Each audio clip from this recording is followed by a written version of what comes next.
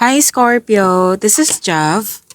Welcome po sa ating channel. By the way, Scorpio, this is your bonus reading. Bonus reading po ito for February 2026. Hindi po ito re-upload, kundi this is your second reading, second video reading, bonus reading. Okay, ngayong February 2026. Now, kung nanood kayo sa first video reading nyo at dito din at may napansin kayo na repeating message, yan po yung pinupush ng card sa inyo. Okay? Na bigyan ng atensyon, solusyon at aksyon kung pwede, kung okay sa'yo, kung gusto mo, kung maaari po. Gamitin ng reading na ito bilang gabayan lamang. Tandaan Scorpio, ito po ay general reading.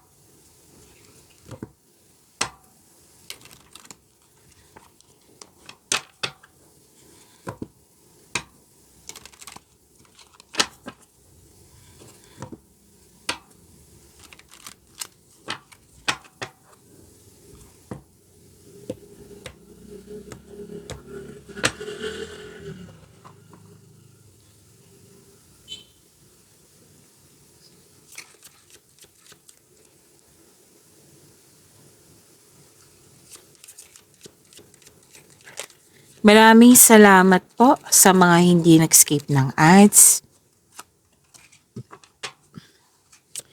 Subscribe na po kayo sa ating channel at click bell notification para updated po kayo sa bagong video natin.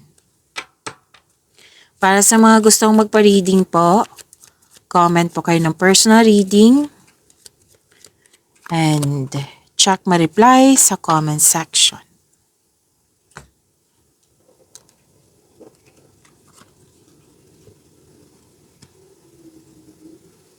Okay. You have strength. Ang lakas ng power mo, Scorpio. Like, very confident. Opo. You have the power. Yung masusunod yung gusto mo. Desisyon, ideas, plano. Kahit may tutol, basta masunod. Masunod yung gusto mo. Authority person, magaling ka sa mga ginagawa mo, magaling ka na leader.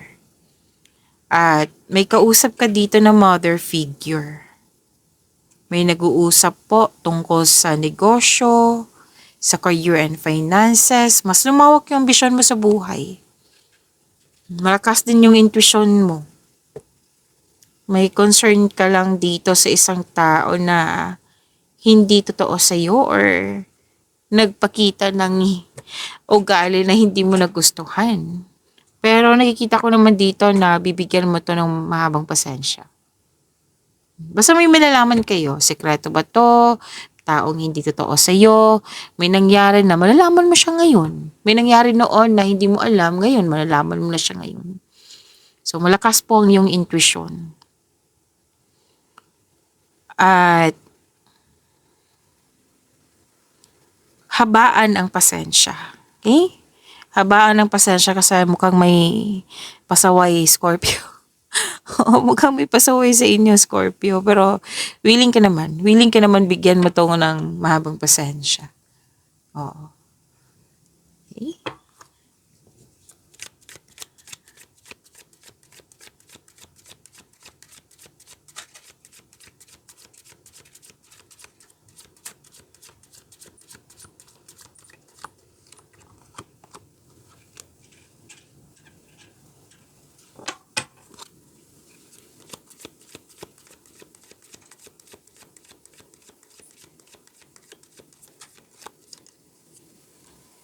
Okay, this is your energy. Scorpio, new beginning. May new beginning dito, bagong simula. Actually, yung unang nakita ko kasi na yung matagal mo ng plano, binigyan mo siya ng aksyon at naging busy kayo ngayong February. Or kung kailan nyo to napanood. Kasi nakikita ko dito pwedeng project ito, Scorpio. Basta matagal mo na siyang iniisip na binigyan mo siya ng action. Na magiging busy ka at matatapos mo to.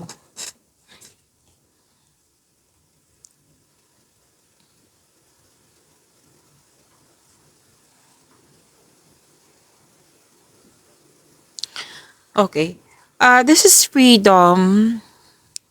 This is new journey.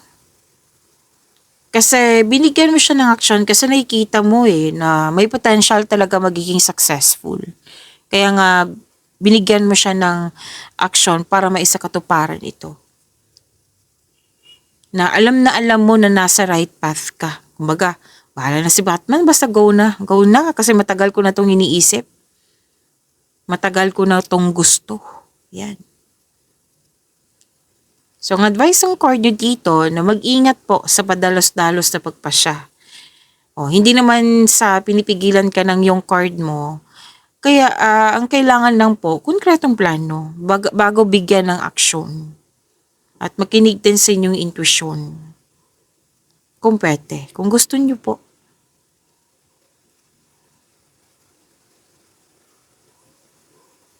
Kasi magte-take ka ng risk dito. Kasi mag-try ka ng bago. Hindi lang sa plano mo kanina, di ba? Sinabi plano. Mukhang ang ilan sa inyo lalabas ng comfort zone. Di ba? Sinabi kanina na go na ako, bahala na si Batman, basta go na ako. Lalabas kayo sa comfort zone nyo. Alam niyo ba kung sa career and money to? Kasi nakikita mo talaga yung potential. Magkakaroon siya ng financial growth. Basta pagbutihin nyo. Sipag. 'Di ba? Action, sipag. Huwag niyong kalimutan yung konkretong plano na sinabi ng card niyo. Magkakaroon siya ng financial growth. So, take a leap of faith kung ano man to.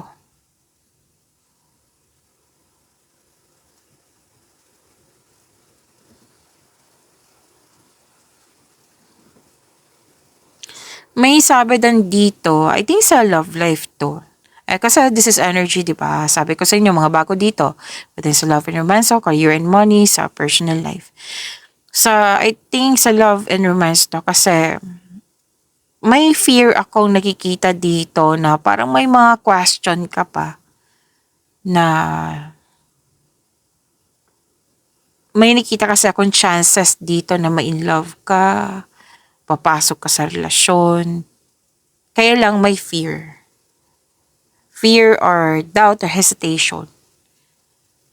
So be careful sa fear, doubt, hesitation kasi mag-cause din yan ng delay. Okay?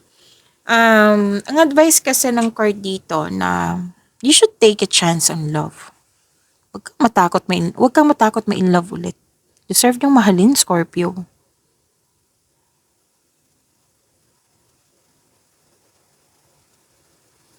Okay? Alam niyo ba, kung babae kayo, ang swerte-swerte ng mapapangasawa niyo, husband niyo. Kasi 'di ba, sabi ko parati sa inyo na kayo yung marami kasi akong kakilalang Scorpio na sobrang sipag, mahilig sa multitasking. Ganun. So, kaya nga swerte ng mga anak mo, swerte ng pamilya mo, swerte ng husband mo, swerte din ng, kung lalaki ka, swerte din ng wife mo sa'yo. Kasi nga, achiever ka trabaho talaga sa'yo. Kung if this is if this is about professionalism, nako, talagang professional talaga.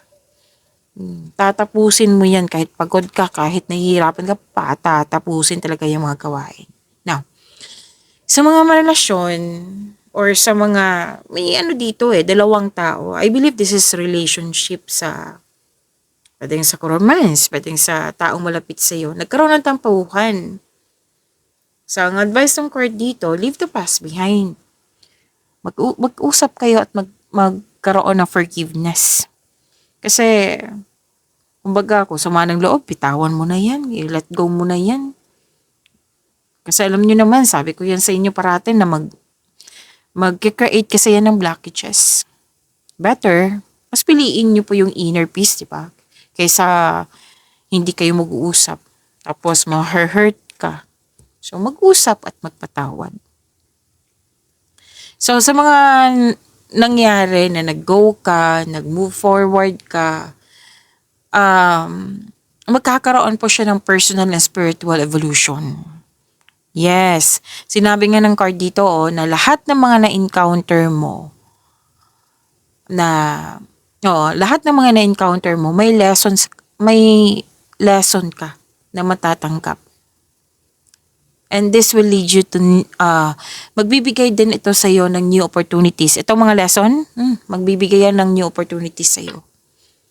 And please know that you are divinely guided. You have the support from the universe kasi malakas ang iyong faith kay God.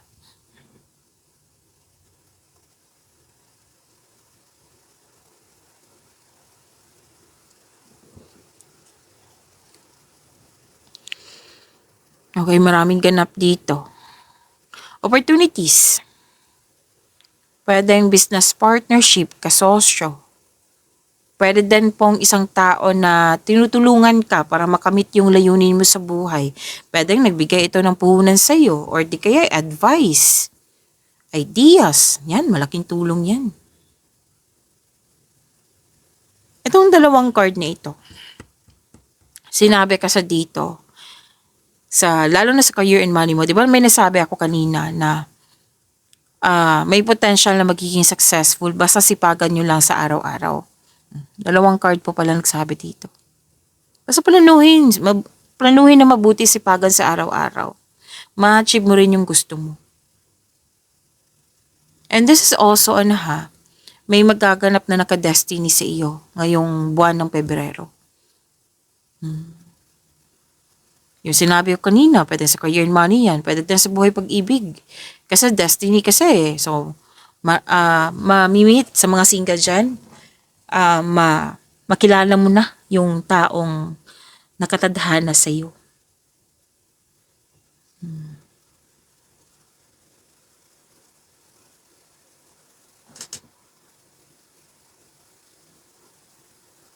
If this is about relationship, nakita ko naman dito ma-happy kayo. Nag-celebrate nga kayo. Celebrate. Mahal na mahal niyo ang isa't isa. Very supportive kayo sa mga ginagawa o plano niyo sa buhay. So, isang malaking good news to sa inyo, Scorpio.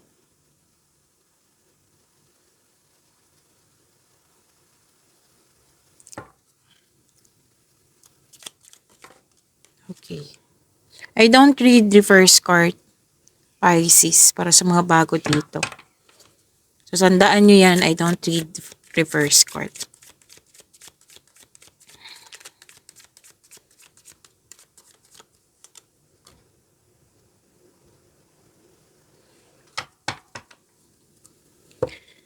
Sa career and money ni Pisces.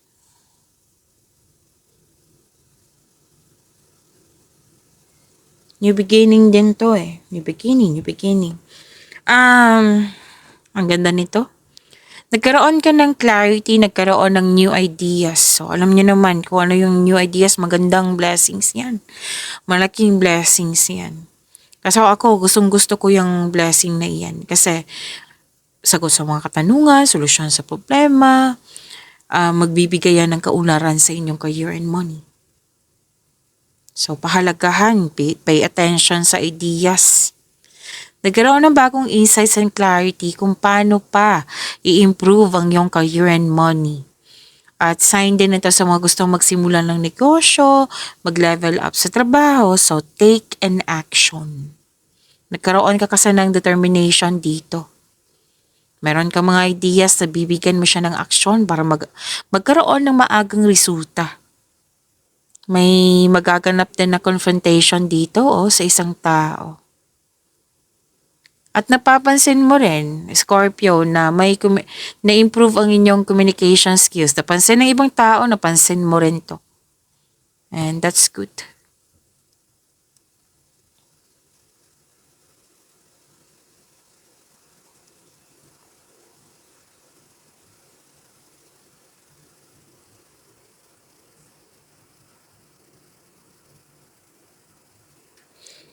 Baka may nasabi akong Pisces kanina ha. Kasi habang nagsasalita ako, Pisces, puro Pisces. Baka iniisip kayo ni Pisces or kayo. Iniisip mo si Pisces. So this reading is for Scorpio. May magaganap na negotiation for a raise ng allowance, sweldo, or kontrata. Yes, magkakaroon po ng successful agreement. Ang ganda nito. Challenges may arise pero temporary lang po ito. Malalampasan mo rin to. Na-challenge ka sa mga ginagawa mo eh. Diba sinabi ko kanina dito, magiging busy ka, na-challenge ka sa mga ginagawa mo, pero nakikita ko naman dito na matatapos mo siya ng maayos.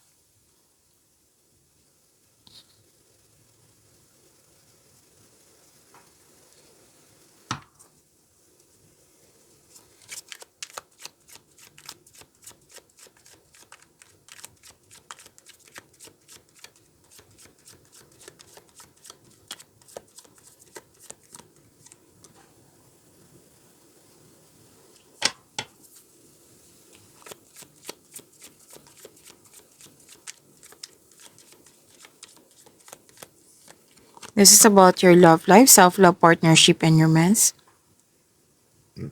Excuse me, kailangan ko lang pong mag-burp. By the way, Scorpio, huwag niyong kalimutan na mag-subscribe sa channel natin at i-click yung bell notification para updated po kayo sa reading natin. May na-miss kayo or may pasaway? Yung nakita ko kanina. Dito. Na pwedeng na-trauma ka or ay, eto na naman kami, ganun. Parang naulit na na-disappoint ka. Pero don't worry kasi hindi naman to magtatagal. Nakikita ko dito na pwedeng may mga nangyari dyan or may ugali dyan na hindi natin kontrolado, 'di ba? So, sinabi ko kanina sa inyo, nagbigay ka talaga ng mahabang pasensya. Lumabas ka sa dito eh. Nakita ko to kanina dito. Lumabas siya dito. So, may new direction. Hindi siya magtatagal like, pwedeng mag-uusap kayo. Na ang ending niyan, magiging okay kayo. Yan.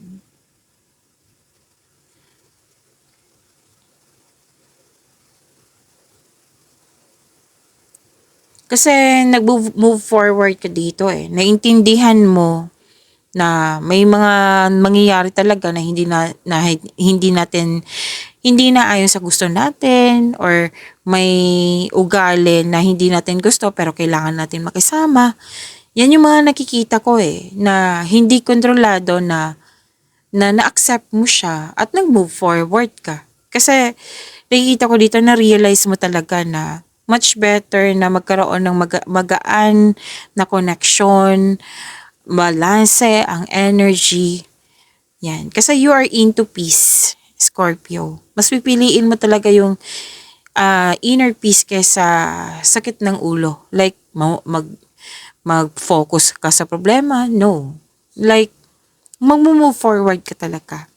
Tapos at the end of the day, nakikita ko dito na mag-grant yung manifestation nyo. Single ka man marelasyon sa buhay mag-asawa. May fulfillment po sa pangarap. At kitang-kita ko yung happiness nyo po dito. This is completion. What I meant is complete cycle.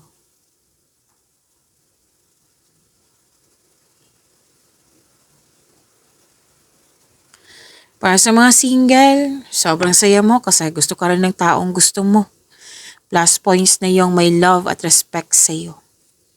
Sa mga marelasyon sa buhay mag-asawa, satisfied, ang ilan nga sa inyo naka-receive ng sustento. Any kind of sustento, sustento para sa anak.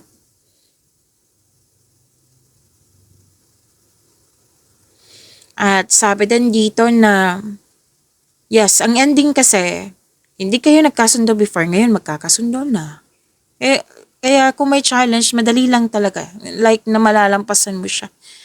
May nagkaroon ng divine timing, nagkaroon ng peace, serenity, katahimikan, may nagtutulungan dito. May realization nga. Sinabi ko kanina, 'di ba? So naulit na naman dito. So if you're single, wag pilitin na magbuo ng relasyon na hindi nakatadhana sa'yo. Kung hindi pa siya dumating, have faith in the universe. Kasi ibibigay talaga to sa iyo ng universe yung taong talagang nakatadhana sa iyo. Sa mga relasyon, emotional intense na mangyayari, ang taas ng trust level nyo sa isa't isa. And this may lead to the next level sa inyong relasyon. Okay? So, pag-imanin nyo po yung blessings sa binigay sa inyo, Scorpio. See you tomorrow. Maraming salamat po.